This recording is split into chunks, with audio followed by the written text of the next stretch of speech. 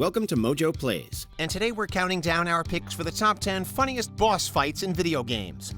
But before I cleanse this planet for good, I'm gonna avenge my daughter. Please, my lord, let me live. I'll never go back there again. Drop your weapon. For this list, we'll be looking at some of the most hilarious big bads we've encountered over the years. Some of them will be end bosses, so be warned that there are some spoilers. Did a different bad guy have you cracking up? Let us know in the comments. Before we begin, we publish new content all week long, so be sure to subscribe and ring the bell to get notified about our latest videos. Francis, Super Paper Mario.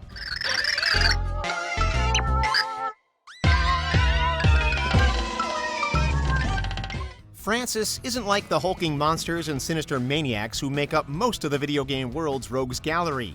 A geeky chameleon who spends most of his time on his laptop, he's perhaps one of the least intimidating bosses you're ever likely to encounter.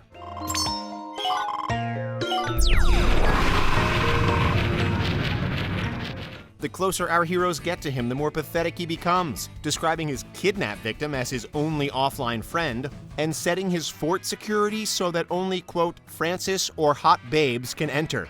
When this leads to him coming face to face with Princess Peach, he immediately becomes tongue-tied. After losing that fight, he actually pops up again later on, but doesn't fare much better. He's the kind of villain that it's hard not to laugh at. The End, Metal Gear Solid 3 Snake Eater.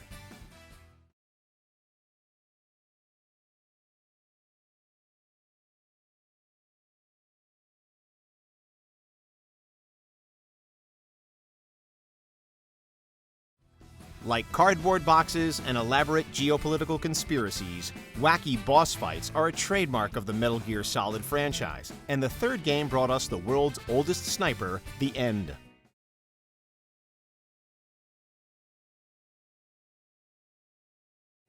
While the player can engage him in an epic nail-biting sniper battle, they can also just set the internal clock on their console forward a little and watch him die of old age.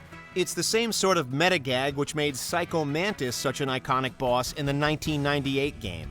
A psychic who would taunt the player about the contents of their memory card, Psycho Mantis could only be defeated by switching controller ports. So, you used the other controller. I wasn't able to read the future. Bob the Killer Goldfish, Earthworm Jim franchise.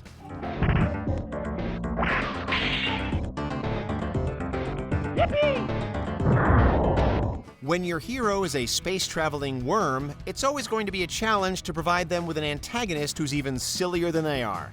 Enter Bob the Goldfish.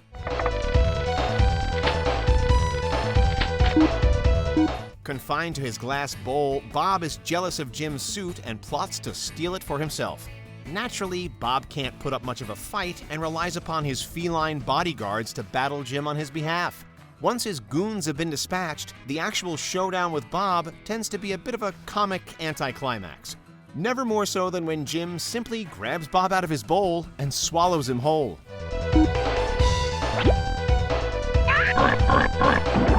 Handsome Jack, Borderlands 2.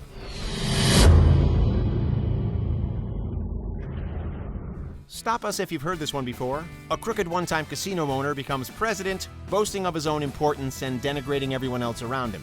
We are, of course, talking about Handsome Jack. But before I cleanse this planet for good, I'm gonna avenge my daughter. He's a monster of a man who gleefully threatens people's lives for not bringing him pretzels quickly enough. Quick with a clever line and dementedly committed to his own vision of personal greatness, Jack sure is evil, but he's also very entertaining. Like a true villain, he remains monologuing right up to the moment the player puts a bullet in his brain. By that point, you may have grown so fond of his egotistic ramblings that you almost don't want to pull the trigger. Almost. You want to prove me wrong? You want to stop the greatness that is Handsome Jack? Well, come and get me. Jinroku, Ghosts of Tsushima. You want to fight me? Yes, it's the only way. If that's your wish, I accept. With its painterly visual style and somber echoes of Akira Kurosawa films, funny isn't really the first thing that comes to mind when you think of this samurai epic. Ghost of Tsushima, however, still knows how to pull off a great gag once in a while. Wait, I don't want to die. I surrender. When Jinroku challenges you to a duel, the scene is perfectly set for a classic sword fight. The two fighters stare each other down under the moonlight on a quiet hillside, slowly unsheathing their blades. The tension builds steadily up to a breaking point, and then Jinroku throws down his sword and begs for his life. It's a perfectly executed bit of Indiana Jones-ish misdirection. I know. Please, my lord, let me live. I'll never go back there again. LeChuck, The Secret of Monkey Island.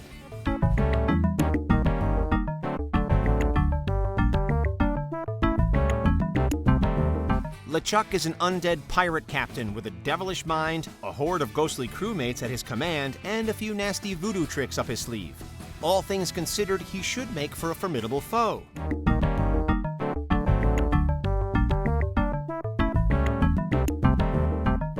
Having gone through the classic video game bad guy playbook of capturing the hero's girl, LeChuck makes it all the way to the altar with his kidnapped bride-to-be. When our hero Guybrush crashes the party, however, he discovers that Elaine has already rescued herself. Rather than an epic battle, the player then gets drawn into a verbose insult match. Thankfully, this is a talent that Guybrush has been honing with his insult sword fighting lessons earlier in the game. Colonel Autumn, Fallout 3. You again. I can't say I'm surprised. You and your ilk seem hell-bent on destroying everything our government has worked to achieve. There's nothing to stop me from killing you this time. Let's end this. You've trudged across Fallout's irradiated wasteland and survived countless deadly encounters, making all kinds of grisly moral compromises in the process. Finally, you're standing face to face with the man responsible for starting the whole thing, Colonel Autumn. Stop? Now? Are you out of your mind? There's nothing else to be done. We will push forward and we will prevail. While gamers might have expected some sort of epic showdown with the game's big bad, Fallout 3 chooses to play it as a dark joke, allowing the player to use the VAT mechanic, take aim at Colonel Autumn's head, and blow him away like they would any other enemy. Ultimately, Autumn is just another human being, not a supervillain or a monster. This makes for a grimly funny anticlimax. If that's not really your style of comedy, you do get the chance to insult him for a bit first. The chain of command must be upheld.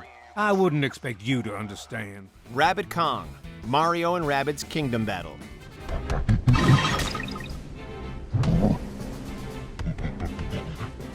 Combining the odd world of Super Mario and those raving Rabbids was always going to lead to a lot of bizarre sights. The game's submersive sense of humor, however, is all part of its overall wacky charm, and nowhere is that more perfectly encapsulated than in the boss battle against the hulking Rabbid Kong.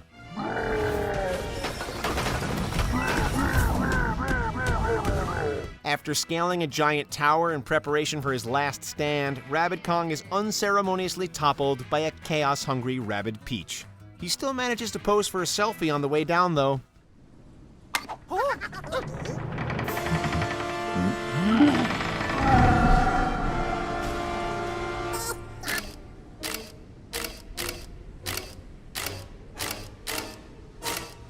The Great Mighty Poo, Conker's Bad Fur Day.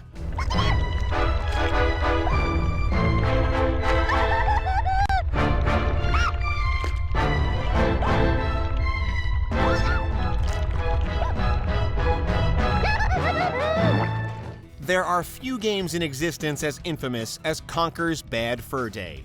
The game's plot sees Conker trying to make it home to his girlfriend after a night of heavy drinking, only to find himself pursued by the Panther King. As he gets increasingly sidetracked from his main mission, Conker faces off against all kinds of bizarre bad guys.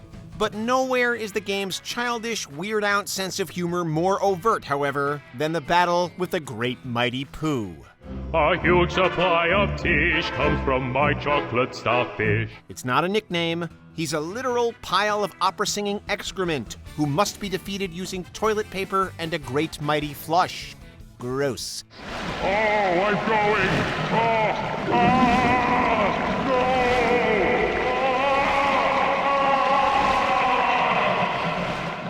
Morgan Freeman, South Park, The Fractured But Whole. I wouldn't do that if I were you. You're digging your own grave, kid. In true South Park style, the hardest boss fight in the whole game comes courtesy of someone no right-minded human being would ever dream of tussling with. That's right, we're talking about the man who convincingly voiced God himself, Morgan Freeman.